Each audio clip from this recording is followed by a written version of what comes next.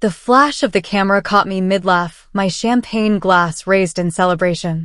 5 years of marriage to the love of my life. It should have been perfect. Then I saw her storming across the restaurant, black leather clutch gripped like a weapon, her normally immaculate blonde hair slightly disheveled from her evident rage. My mother-in-law, Eleanor Wright, the woman who had been trying to prove I wasn't good enough for her son since the day we met. "I have proof, Thomas," she announced, slamming a manila envelope onto our anniversary table, sending rose petals scattering across the pristine white tablecloth. "I told you she couldn't be trusted." My husband's face strained of color as he looked between his mother and me. I couldn't breathe, couldn't process what was happening. Proof of what? The other diners were staring now, whispers rippling through the upscale restaurant. Eleanor's perfectly manicured finger jabbed at the envelope. "Open it. See what your precious wife has been doing while you're working those long hours at the firm." And just like that, my perfect life began to crumble. 12 hours earlier, I had woken to the gentle press of lips against my forehead and the rich aroma of freshly brewed coffee. I blinked away sleep to find Thomas sitting on the edge of our bed, already dressed in his charcoal suit, his dark hair still damp from the shower. "Happy anniversary, Olivia," he whispered, setting a steaming mug on my nightstand. "Sorry, I have to head out early. Big case. But dinner tonight is going to be amazing, I promise." I reached up to loosen his perfectly knotted tie just enough to pull him down for a proper kiss. 5 years. Can you believe it? Best 5 years of my life. His blue eyes crinkled at the corners when he smiled, my favorite thing about him since our first date. "I left your gift on the kitchen counter. No peeking until I'm gone." "You know I can't resist," I teased, already throwing back the covers. He laughed, catching my hand. "Try. For me." Another quick kiss and he was gone, leaving only the lingering scent of his cologne. I sank back against the pillows, letting myself enjoy 5 more minutes of quiet before facing the day.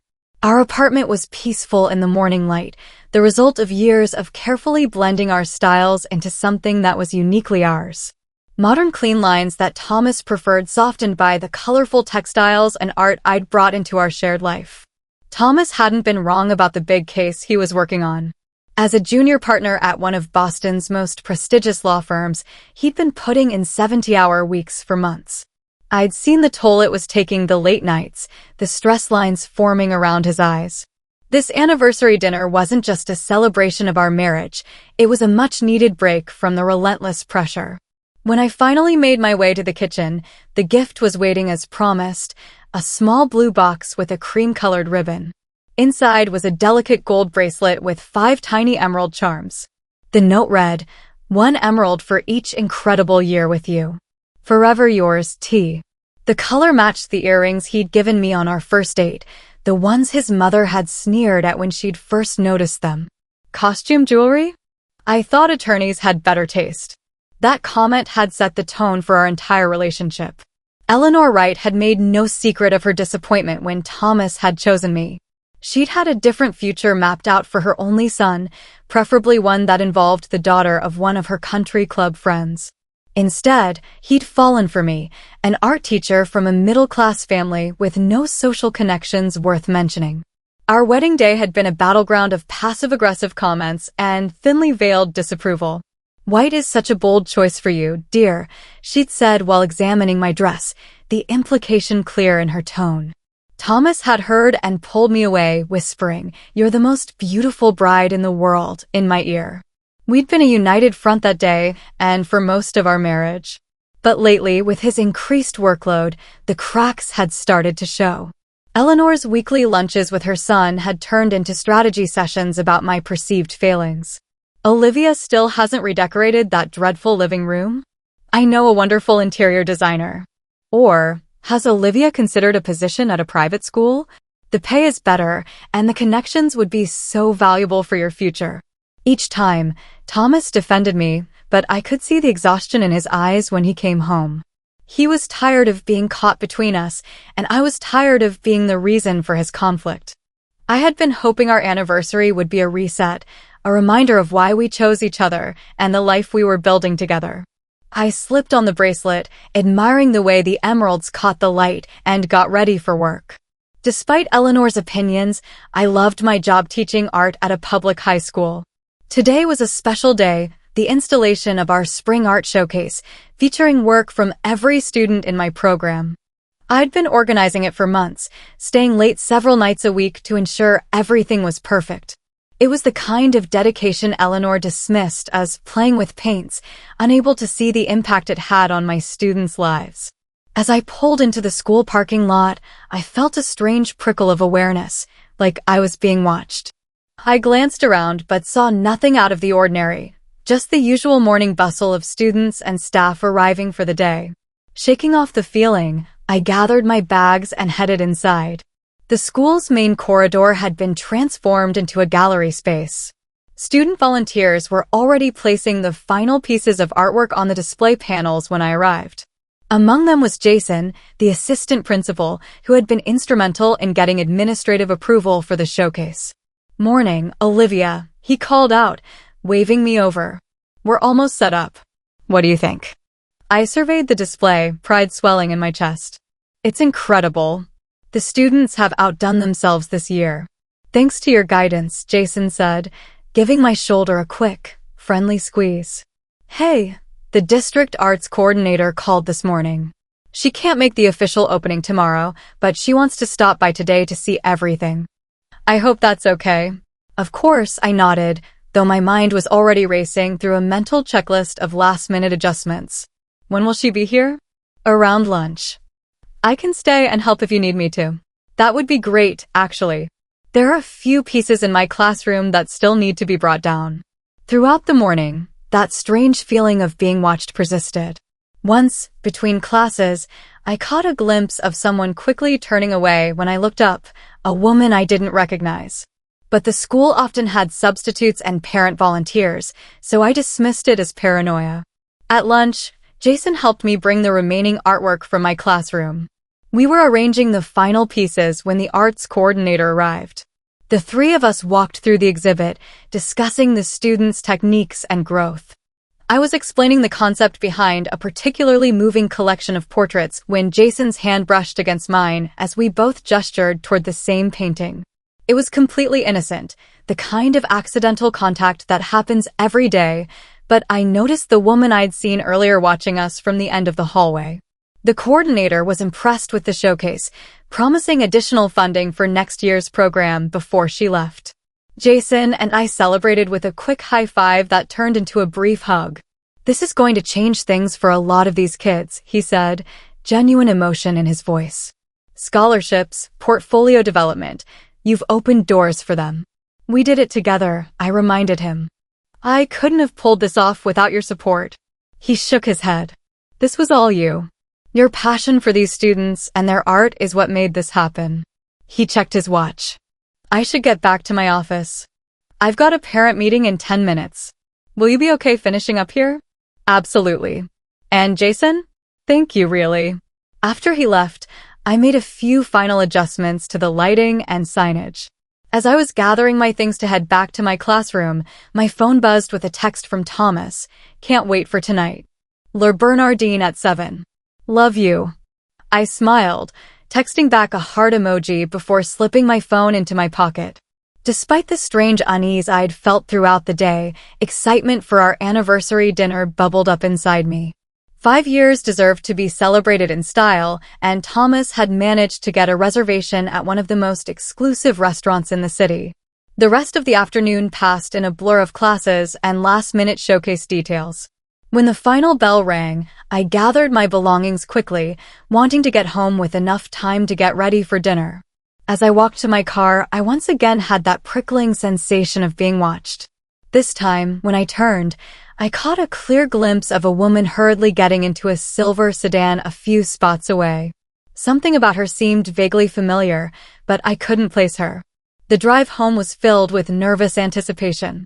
Despite 5 years of marriage, Thomas still had the ability to make my heart race with excitement.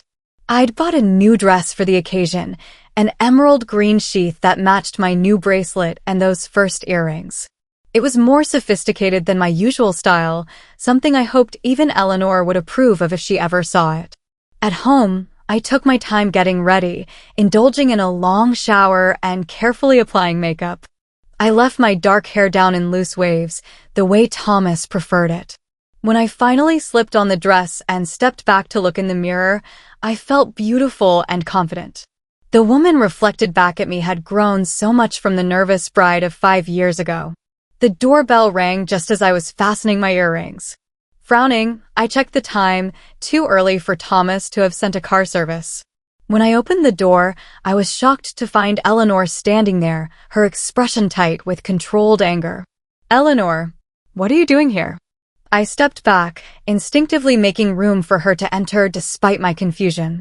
She stepped inside, scrutinizing me with cold eyes. "My, don't you look lovely? Special occasion?"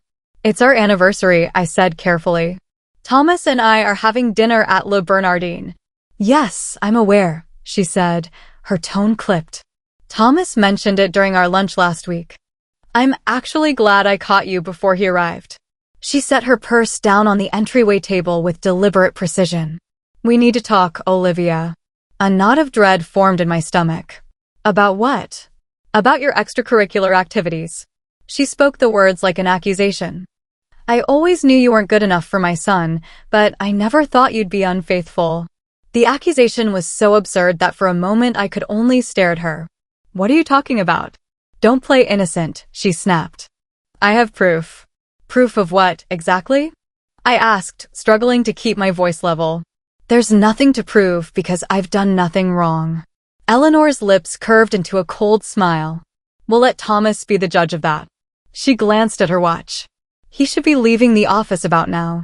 I've asked him to meet us at the restaurant. I think it's better if we handle this in a public place, less likely for things to get emotional."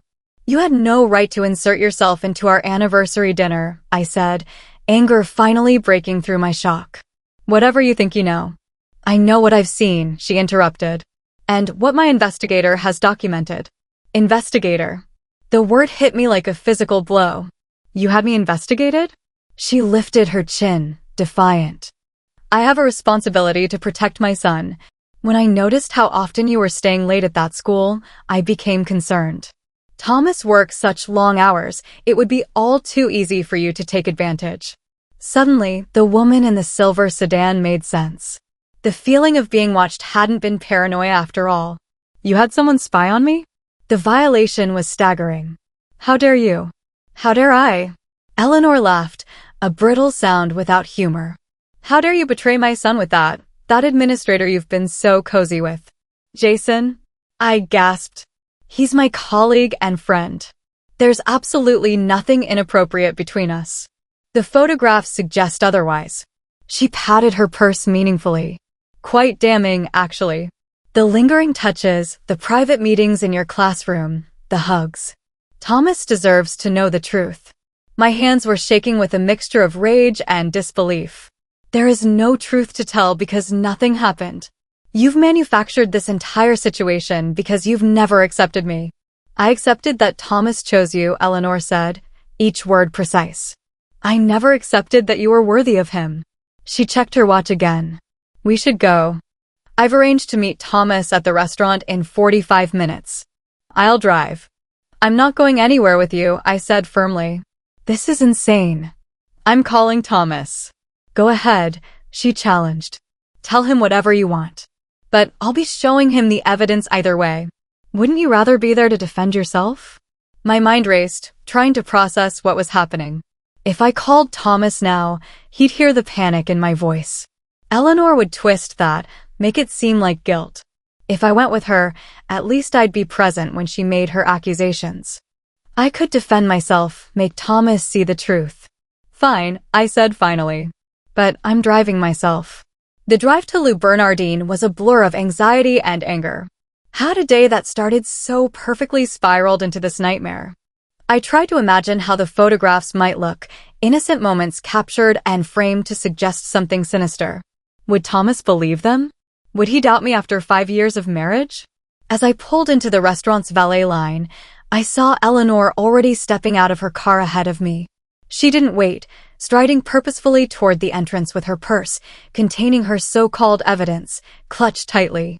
By the time I caught up to her, she was already speaking to the hostess. "We're meeting my son, Thomas Wright. I believe he has a reservation for 2, but there will be 3 of us." The hostess checked her tablet. "Mr. Wright hasn't arrived yet, but your table is ready. I'll have another place setting added right away." We were led to a secluded table near the back of the restaurant. Eleanor took a seat, arranging herself with practiced poise, while I sat across from her, my back rigid with tension. "This is completely unnecessary," I said quietly, mindful of the elegant diners around us. "You're going to ruin our anniversary because of your unfounded suspicions." "My suspicions are far from unfounded," Eleanor replied, placing her purse on the table between us like a barrier. "I've watched you for years, waiting for you to show your true colors. Thomas deserves someone from the right background, someone who understands his world." "Thomas doesn't care about any of that," I countered. "He loves me for who I am, not for my social connections or family name." "He was young and infatuated when he met you," she said dismissively. "He didn't understand the importance of making the right match. But now, with his career advancing, he needs a wife who can help him climb, not hold him back." Before I could respond, I caught sight of Thomas entering the restaurant. Even after 5 years, the sight of him made my heart skip. He was scanning the room, a smile playing at his lips, clearly expecting to see only me. When his gaze landed on our table and he registered his mother's presence, the smile faltered. As he approached, I could see the confusion in his eyes. "Mom? What are you doing here?" He bent to kiss her cheek automatically, then moved to my side, his hand warm on my shoulder. "What's going on?" "Happy anniversary, darling," Eleanor said, as if her presence at our celebration was completely normal. "I'm so sorry to intrude, but there's something you need to know." "Something important." Thomas looked between us, sensing the tension. He took the seat between us, his expression growing concerned. "What is this about?" Eleanor reached for her purse, but I spoke first, my voice tight with barely controlled emotion. "Your mother hired someone to spy on me at work. She's convinced I'm having an affair." Thomas's head snapped toward his mother. "What?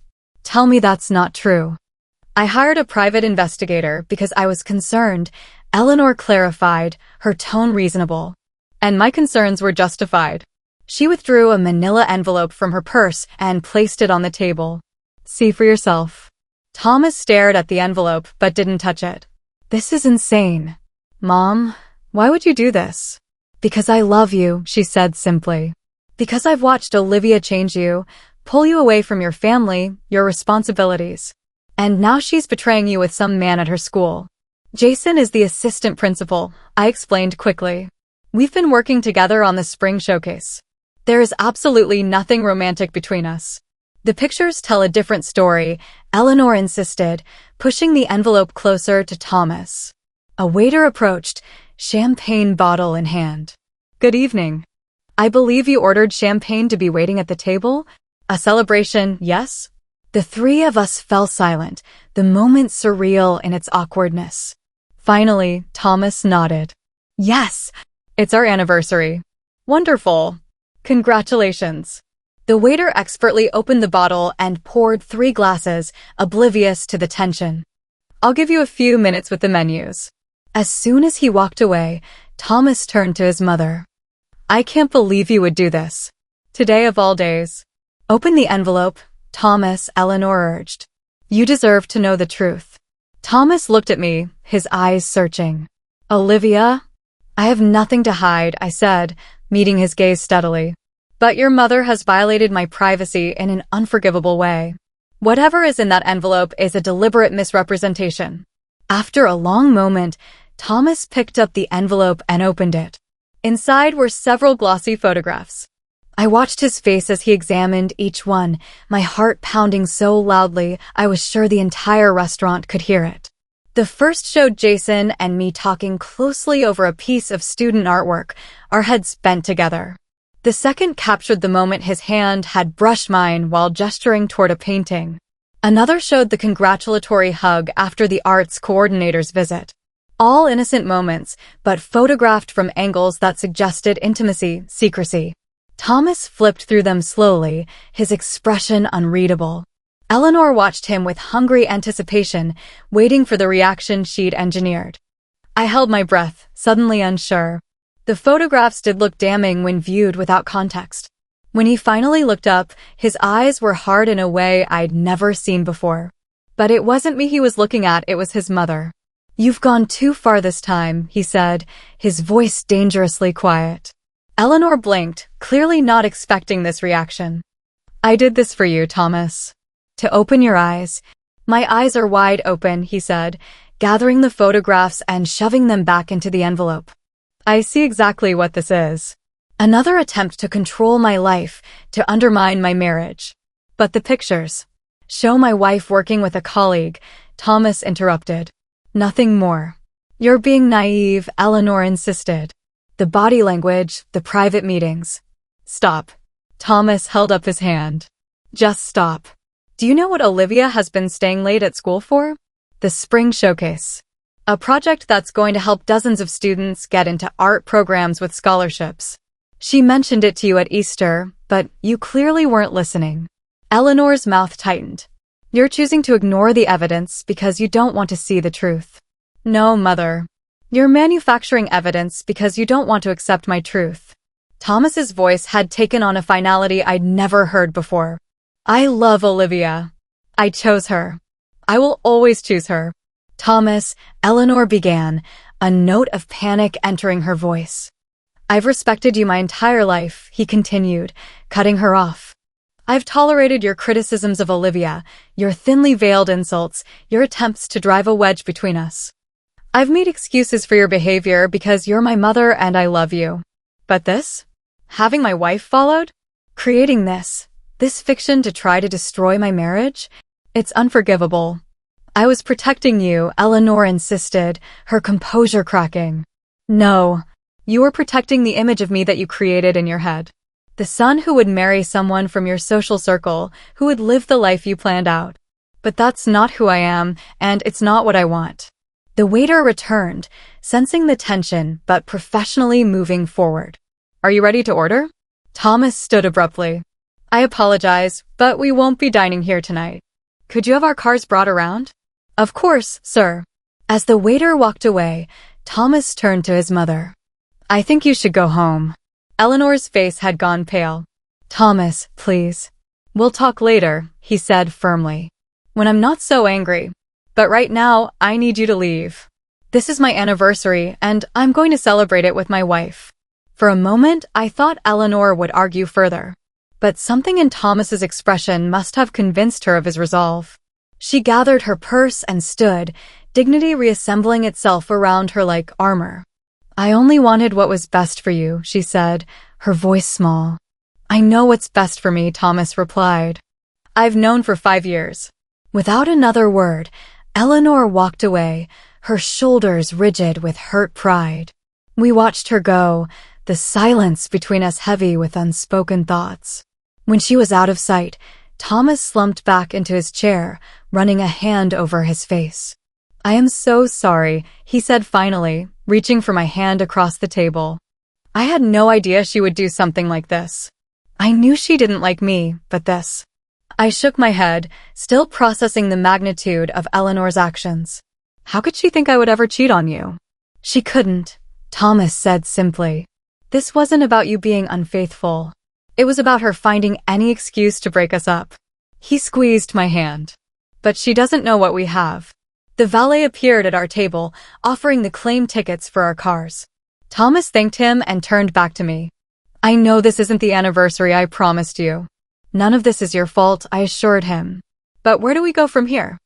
I can't imagine things ever being normal with your mother after this. Thomas considered for a moment. Let's go home. I'll open that bottle of wine we've been saving and we can talk about everything, including setting some new boundaries with my mother. 20 minutes later, we were back in our apartment. Thomas had loosened his tie and was uncorking the special vintage we'd been saving while I changed into something more comfortable.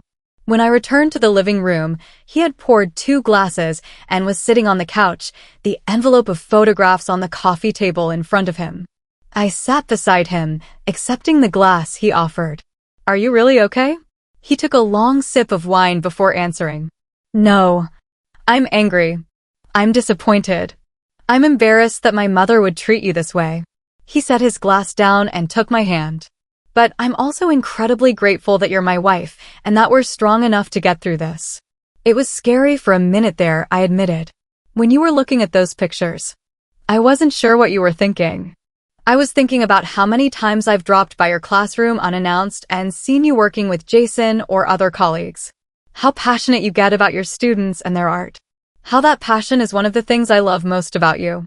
He picked up the envelope. These pictures don't show anything except you being you. What do we do about Eleanor? I asked the question that had been weighing on me since we left the restaurant. Thomas sighed heavily. I need some distance from her right now. And when we do talk again, things are going to be different. She needs to understand that you are my family, my priority. If she wants to be part of our lives, she has to respect that. I never wanted to come between you and your mother, I said softly. You didn't. She did this herself. He pulled me close, his arm warm around my shoulders. I'm sorry our anniversary dinner was ruined. The dinner was ruined, I corrected him. The anniversary is still ours. I leaned up to kiss him gently. 5 years ago, we promised to stand together through whatever life threw at us. Today we did exactly that. Thomas smiled, the tension finally leaving his face. We did, didn't we? He raised his glass. To us. To 5 more years, and then 5 more after that. To us, I echoed, clinking my glass against his. And to no more private investigators. He laughed, a genuine sound that broke through the last of the evening's darkness. Definitely to that. We spent the rest of the night talking, really talking about everything. About the boundaries we needed to set with Eleanor, about the pressures of his job, about my passion projects at school. It wasn't the glamorous anniversary celebration we'd planned, but in many ways, it was more meaningful. A reaffirmation of what made our marriage work. Honest communication, unwavering support, and the choice to stand together, no matter what. 3 days later, Thomas met with his mother alone. When he returned, his eyes were red-rimmed but clear. She's agreed to counseling, he told me. Both on her own and eventually with us if we're willing.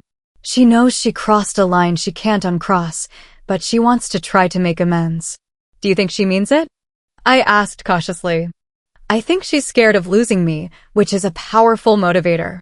He sat beside me, taking my hands in his. I told her that respecting you and our marriage is non-negotiable. That we're a package deal.